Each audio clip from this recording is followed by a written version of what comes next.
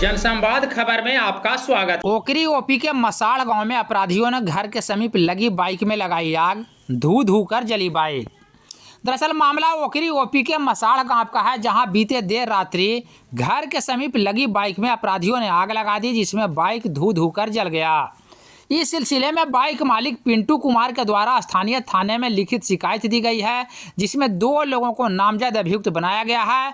पीड़ित ने आवेदन में उल्लेख किया है कि उसे जान मारने की नीयत से अपराधी घर पर आया था, लेकिन बाहर नहीं आने पर उन लोगों के द्वारा घर के समीप खड़ी बाइक में आग लगा दी गई, जिसके कारण पूरा बाइक धू धू कर जल गया।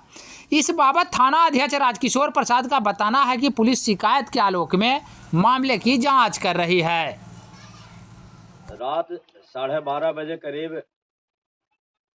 कुछ लोग हमारे घर पर आया, दरवाज़ा पीटने लगा।